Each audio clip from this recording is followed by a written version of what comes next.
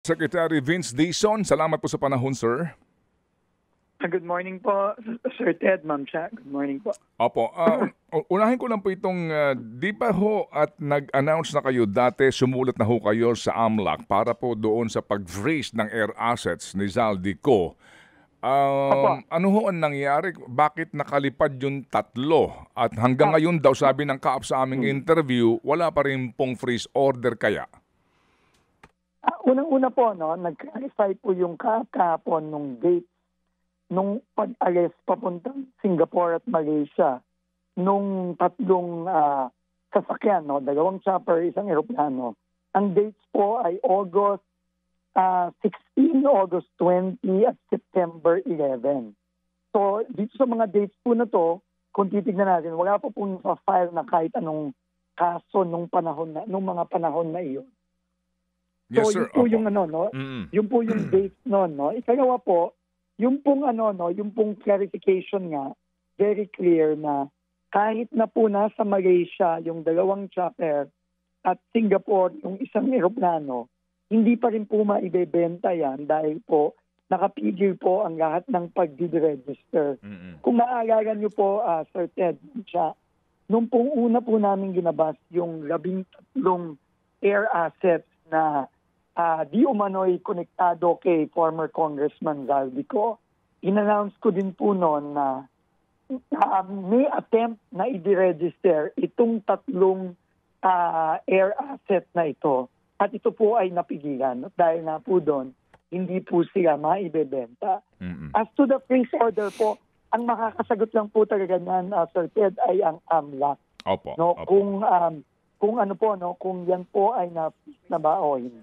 Opo. Naunawaan po namin, kasi ang AMLAC din po tinatawagan namin pero hindi ho available ang kanilang direktor para po sa panayam. Pero para lang ho mas maintindihan natin at ng ating mga kababayan na nagbibigay po ng reaksyon dito. Ito pong freeze order particular sa air assets itong si Zaldico. Alam po namin yung tatlo nakalabas bago po ang inyo pong liham po dito po sa AMLAC.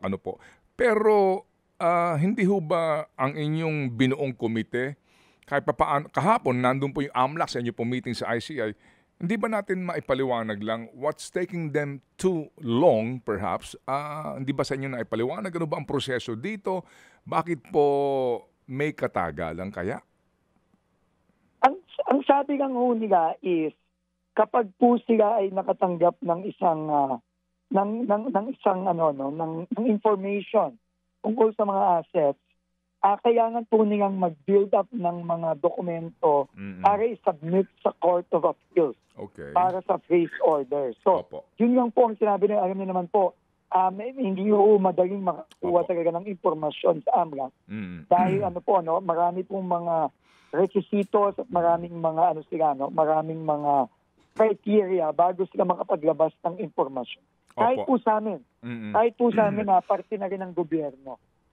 Opo. Sige po. So, pero naman po, mabilis naman po silang kumilos in fairness. In fact, ang sinabi po nila, mga mahigit 2,000 ng mga accounts at assets ang kanilang na-freeze. Opo, we understand that we have to go through the process. Kaya nga po kami nagkaroon ng panayam para lang maipaliwanag ninyo, doon po sa mga taong naiinip na at hindi ho din siguro naunawaan ng lubos yung dapat na pagdaan ng legal process. Dito po ngayon sa inyong pinag-usapan. Pero ulitin ko lang po, Sir Ted, ulitin ko lang po, ang importante po dito is hindi po maibebenta at kapag ang mga assets na ito ay ultimately na subject na ng pagbabalik ng value nito sa gobyerno, ibig sabihin yung forfeiture, kahit na nasa labas sila ng bansa, makukuha po natin lahat. Opo. Yes sir. That's a very good assurance sa mga humihingi nga po dito ng accountability. Secretary, yung nabanggit niyo po kahapon dito po sa meeting para sa forfeiture ng mga ill-gotten wealth. Ito ho, paano, who's in charge at ano ho dito ang sistema ng prioridad? Paano po? Ganito po, ang in charge po dun sa working group natin sa pagbabalik ng pondo ay ang Office of the Solicitor General. Si Solicitor General Lelen Berberabe po ang in charge. No? Siya po ang in charge dahil siya po under the law, siya po ay may power na mag-initiate ng mga legal proceeding para maibawi o maibalik ang perang ninakaw sa taong bayan. No? Sila pong dalawa ng ombudsman ang may power niyan. Pero ang ombudsman po, ang nakapokus po siya sa mga kriminal na cases. No? Ito pong mga cases ng plunder, pandarambong, malversation, etc. No? So, ang ginawa po ng Solgen, na tingin ko, no, magandang ginawa is pinagsama-sama po niya lahat ng mga iba't ibang ahensya ng gobyerno na may kinalaman sa pagbabawi ng pondo. Nandyan po ang AMLAC, nandyan po ang CAAP, nandyan po ang BIR, ang Custom, at iba pang mga ahensya. So ito po kinakalap po ng Solgen lahat ng mga assets, no, na suspected na pagmimay-ari nitong mga iba't ibang individual na kinakasuhan natin ngayon. At naghahanap po sila ng paraan na pinakamabilis para mabawi. Marami po kasing batas, Sir Ted, no? Hindi lang po isa o dalawa ang batas na pwedeng gamitin para maibawi ng mabilis ang pera, no? At kung umamarapatin niyo po, Sir Ted, magbibigay ako ng mga example, no? Kunyari po, no, ang pinakamalaking pagkukuhanan ng paraan para maibalik ang pera, yung pong forfeiture law. No, ito po ay batas na pinapakita na kung ikaw ay isang halimbawa government official, no? At ikaw ay ang kita mo sa salian mo, ang asset mo sa salian mo ito lang. Pero merong alleged na asset na napakarami na higit-higit sa iyong salian. Pwede po kagad mag-file ng kaso immediately sa Regional Trial Court ang ating Solicitor General. At madali lang pong ipatunayan ito dahil nga kitang-kita mo sa public record na mahigit sa iyong yaman ang mga alleged na asset na suspected na ikaw din ang may-ari. So, at ang maganda po dito, unlike sa criminal case na talaga pong yung tawag proof, na, yung proof. Yung burden of proof nasa gobyerno. Dito po sa mga kasong ganito, yung taong kinakasuhan ang dapat magpatunay na bakit ka mayroong ganyang asset, ganito lang naman ang kita mo. Yes, sir. Yes, sir. Sorry to interrupt. We have explained this. We have explained this so many times tong RA 1379. Sorry po. Na binabanggit niyo po nga kasi klarong-klaro po ito. Depende lang ho sa bilis nung Solgen at ang kanilang mga kasama sa pagsasampa ng kaso. So, sir, ito lang po, halimbawa, gawin natin specific po, mambabatas. Okay, nasangkot dito sa skandalong ito.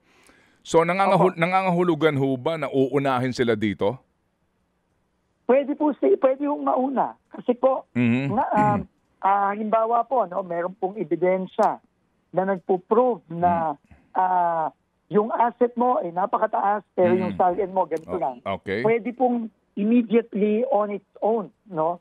Yung Solgen pwede na mag-file kahit na wala pang mga criminal cases. Basta po may ebidensya na nag-link sa isang government official sa mga ganitong klaseng asset na higit-higit naman sa kanyang salian. Kaya importante din po yung ginawa ng ombudsman na inopen na niya ang salian ng lahat ng mga opisyalis ng gobyerno. Okay, sige po. Pwede po yun, Sir Ted. Opo. Dito po sa inyong ipinapangako dati, na uunahin yung mga low-hanging fruits kaninyo. Opo. Hindi lang ho namin maintindihan, ano ba ang proseso at pamamaraan ninyo para sa pagkakaso ng mga sangkot dito? Hindi lang contractor, kundi lalo na yung mga proponents. Ngayon po, sir, ang iba't ibang news organization, Rappler, Bilyonaryo, Inquirer.net, ABS-CBN News, naglalabas na po ng PCIJ ng kanya-kanyang report para po kumpirmahin na may mga partikular na mga lalawigan na kung saan yung contractor mismo ay yung mismong congressman. Magandang halimbawa dito yung 3rd District ng Tarlac. Nagsampa na po ng kaso sa ombudsman. Doon yung corporate papers, tinutukoy mismo umano na yung congressman tsaka asawa niya na vice mayor ang kontratista. Itong gantong klarong-klaro na. Parang hindi ho namin, ang dami ho nila na mga either gobernador, sa mga lalawigan, ang dami na ng klarong-klaro na bakit hanggang ngayon po, wala pa rin pong isinasampang kaso po sa mga ito. Alam niyo, Sir Ted, tama ka, no? In fact, yan po ang napag-usapan na rin namin ng ICI. At huwag ka mag-alala, Sir Ted, no, yung mga kababayan natin nakikinig. Yan po ang isa sa mga low-hanging fruit na napag-usapan na po ng ICI at ng iba pang ahensya tulad namin sa DPWH. At yung pong mga dokumento at mga pag-i-inspeksyon ng grupo ni General Azurin, ni General Bisnar, yan na po actually ang inuuna. Yung mga sinasabi nga nila, no, sorry to use the term, no, yung pong sinasabi nilang mga contractor, no, na ginagamit na loosely ngayon para sa mga kontratista na either opisyales o membro ng House of Representatives. So, tama po kayo, isa yan sa mga low-hanging fruit na inuuna at tingin ko po sa mga susunod na linggo, yan na po yung mga kasong ipafile. In fact po, ang naging usapan po namin ng ICI, every week, at least is 2 kaso ang ipafile. At nag-a-assemble na po sila ng mga iba't ibang kaso at isa po yan sa mga uunahin. Opo. Meron na ho bang kayong pwedeng ilahad na informasyon kung sino-sino na ho, no, ng mga proponents or local officials ang may existing pa rin na government contract with DPWH na pag-aari nga po yung ng local official o mambabatas yung kontratista para lang ho maiklaro na po mas maaga pa lang kasi doon wala na pong kinakailangan pang mahabang debate doon eh. Kasi klaro po naman ang mga batas na umiiral na bawal yun. Meron ho ba kayong pwedeng mai-present sa amin, sa bayan na gano'n na pong pag-aaral ng inyo pong mga team? Meron na po at ito po ay sinabit na namin sa ICI, Sir Ted. Hihingi na lang ho ako ng paumanhin, ayaw lang ho namin pangunahan yung mga kasong ipafile ng ICI sa Ombudsman. Pero meron na po tayong listahan ng mga ganyang klaseng sitwasyon. Opo. No, sabi mo nga, open-end siya. Opo. Gaano karami ito ng mga congressman o local officials po na natukoy na talaga na they have existing contracts with DPWH at sila mismo, either sila or yung pong kanilang asawa o kapamilya ang may-ari ng kumpanya? Sir, hindi ko lang masasabi yung exact number ngayon, pero meron, hindi naman ganun kadami na natin mong daan-daan, hindi naman ganon. Pero significant din po yung number. Okay. Opo. Sir Ted, pasensya na po. No? Ito, alam ko, no, naiinip po tayong lahat. No? Kasama na rin po kami dyan. Pero ito pong publiko po ng impormasyon, ang ano lang ho kasi ng ICI is ayaw lang nilang pangunahan itong kanilang magpapag-file ng mga kaso. Pero tama po kayo, yung mga ganyang kaso, open and shut po dapat yan dahil bawal po yan. No, clear conflict of interest po yan. Opo, kasi dito po sa PCIJ report, dito ho, klaro na ho ito, 18 eh. Yung direktamente na natukoy nila na mga politiko po at kanilang pamilya na may... Sir, sa mga lisensya nito, opo, ngayon po may balasahan sa PCAB, pero sa mga lisensya po nito, ngayon ho ba, kapag ba na-establish nga ng DPWH na ang contractor sa inyong ongoing project ay itong mga kumpanya na pag-aari ng mga politiko na pinagbabawal, ano ho ang inyong disposisyon dyan? Ayan po, every time po na may pa-file tayong kaso, no? Kasi yun po talaga ang trigger, yung kaso mismo. Pagka na-file na po ang mga kaso against kung sino man, no, na kontratista, yan po ay automatic sinasubmit po natin sa DTI dahil sila po ang may supervision at jurisdiction sa PCAB. No, automatic po yan. At yan na rin po ang nagiging basis ng DTI sa kanilang mga proseso para magkansila ng mga lisensya. No, ganyan po ang sistema natin ngayon. No? At in fact, ang DTI kasama din po dun sa working group na nag-meeting kahapon, nakasama din kami at kasama ang ibang mga ahensya. Meron po naman siguro pagkakataon, in fairness, no, na ang mga construction company na nabuo noon pa, matagal na po, and then may kamag-anak na wala naman silang control, tumakbo po, nanalo. Oo. Ano ba magiging panuntunan dito ng PICAB o DPWH doon sa kwalifikasyon ng mga kontratista na ang may-ari na kapamilya po, kamag-anak na nakaupong congressman o senador o gobernador? Wala ba dito rules na hindi ka pwedeng mag-bid kapag sa lalawigan ng kamag-anak mo? Ano ho ba para maiklaro na ho ito? Kasi nga ito ho yung pinagmumulan ng lahat. Oo. Tama po yan, Sir Ted, no? Kailangan po, sa ngayon po, ang masasabi ko po, wala. Kasi po, nakakalusot, Sir Ted, nitong nakaraang mga taon na binibilang. Nakakalusot yung mga ganyan. Kahit yung mga klarong-klaro, nakakalusot pa rin. So clearly po, wala pong klarong panuntunan dyan. At yan po ay kailangan talagang magbago. At gagawin din po natin yan kasama ng mga iba't ibang reformang currently na ginagawa din natin para talagang hindi na maulit ito. Kasi ang dami po talagang mga ganyang nakalusot. No, kitang-kita na po natin dahil ito nga po nagsumiti na kami sa ICI ng Opo, sige. Kasi ngayon, meron kayong mga proposed projects, no? Meron pong mga ongoing at meron pong mga bago. So, will that policy be released before kayo mag-bid nitong mga bagong proyekto po para para lang natin masiguro that the Constitution is being followed. Mamadaliin po natin. Kamukha na rin po ng pagmamadali natin sa lahat ng ibang reforma na kailangan natin ayusin sa dami ng kailangan linisin at ayusin dito. Kailangan po talaga bilisan natin lahat. Okay. No? So, wag ko kayo mag-alala, Sir Ted. Once na ilabas po itong mga ito at meron na pong mga kasong ipa-file, i-announce po yan, I'm sure, immediately ng ICI. Opo. Sige po. May tanong po si Chacha. Yes po. Sec Vince, hingi lang kami ng update dito po sa nangyaring sunog dito sa DPWH Bureau of Research and Standards Building last October 22. Meron po kasi mga lumalabas na ulat na yung nasabing gusali daw po ay dating opisina ni Engineer Mel Clarice Santo Domingo na dati namang asawa nitong si Bryce Hernandez. At meron pang isang personalidad na nag-resign daw a month before nung sunog, si Engineer Santo Domingo. Ano po bang klaro dito sa mga reports na lumalabas na ito? Opo, narinig ko din yung report na yan at verify ho namin agad.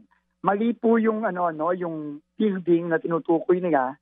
Yung pong dating asawa ni Bryce Hernandez ay nagtatrabaho sa building ng Region 4B.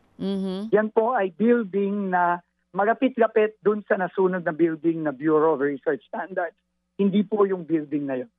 So doon po siya sa Region 4B na-assign bago siya tuluyan na rin nag-deal sa DPWH. Okay. Tapos na po ba yung investigation dito? Nagkaroon ng initial findings nung una. Klaro po ba talaga na walang nadamay ng mga importanteng dokumento na kailangan po sa investigasyon? Yung pong internal investigation namin po, tapos na on the documents. Wala pong nadamay at lahat po ng mga na-apekto ang mga dokumento ay may scan backup. Na-account na po namin lahat yan. Okay. As for yung investigation po ng Bureau of Fire, wala pa po kami natatanggap na final report dun sa cause ng fire. Opo. Pero yung initial nga po sinabi nila, faulty wiring sa kisame ang naging cause. Pero initial pa lang po yun, hindi pa final. Opo. Sige po. Sec, ito hong sinasabi na magbababa kayo ng cost ng construction materials. Opo. Anong kahulugan nito sa mga presyo ngayon, sa mga halaga po ng bawat proyekto sa bawat distrito na nakalatag po sa proposed budget ninyo for next year? Opo. So, ang nangyayari po, in fact, ilalabas ko po yung detalye niyan sa Lunes, at makikita po ng ating mga kababayan na tama po talaga yung naging desisyon ng Pangulo na ipababa yan. Kasi ang laki po talaga ng mga diferensya sa presyo sa merkado. Ibidetalye po namin yan sa Lunes. Okay. Pero ang magiging epekto po nito, simple lang. Moving forward, pagkalabas po nito, officially, pagka-publish po nito officially, lahat po ng proyekto, kahit na hindi pa 2026, kahit yung mga hindi pa po nabibid ng 2025, automatic po mag-a-adjust po lahat yun. Pababa. Mababa po mag-a-adjust po lahat yun. So yan po ang I think nasabi ko po to once, no? Ito po tingin ko isa sa mga pinakamalaki, if not baka ang pinakamalaking reforma na nagawa po sa loob ng DPWH. Kasi first time po ginawa ito na ibinaba unang-unang ang ganito kalaki at ikalawa, ibinaba ang actual cost po per item of material. Dati po kasi ang nangyari, nagbaba lang po across the board. Halimbawa, 10%. So, halimbawa kung ang budget ay ng isang proyekto ay 100 million, ito bumaba dati ng 90 million. Pero ito po talaga, hinimay natin isa-isa. Ang costas, kinumpira natin sa merkado at halos ginawa natin comparable sa presyo sa merkado. So, ano po, no? Never been done po ito sa DPWH na ganito kalaki at talagang halos pinantay basically, no? Sa presyo ng merkado ang mga presyo sa magugulat po kayo, Sir Ted, Ma'am Cha, na merong mga malalaking mga diferensya. Meron namang maliit at merong pantay, pero meron talagang malalaki. Sige po. So we appreciate the reform na inyo pong gusto patupad sa bagay na yan. Sige po, so panghuli lang po, ano na nangyari dito kay Director Tan ho ba pangalan nun, yung sa Region 1, yung may problema sa La Union? Ang akala ko ho ba suspindihin tong taong ito? Ongoing na po yung ongoing na po yung proseso ng yung investigasyon under PSC rules. Sa pagkakaalam ko po, nag-submit na ng sagot si Regional Director Tan at yan po ay umaandar na ang proseso. At lalo na ngayon, meron din pong kaso na final na kami involved sa kanyang region. Yung pong yung final namin kaso last week against Silverwoods Corporation sa Bawang La Union. No, kahit na po ito ay proyekto ng distrito, under pa rin po ito sa region ni Regional Director Ronel Tan.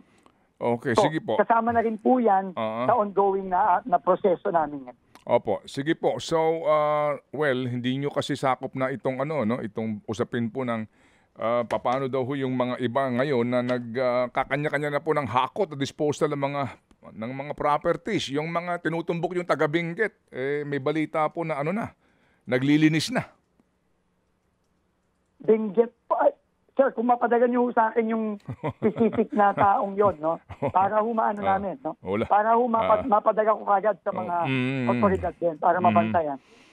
Well, on top of the mountain. Hindi. Kasi kahit mapadala yun sir, wala rin namang magagawa ang DPWH. Wala tayong aabutan kung sakasakali po. Sec Vince, isa na lang po, last na lang sa akin. May mga panawagan po ngayon na nagsimula na din daw po ba yung investigasyon sa mga infrastructure projects sa home province po ng Pangulong Marcos Jr.?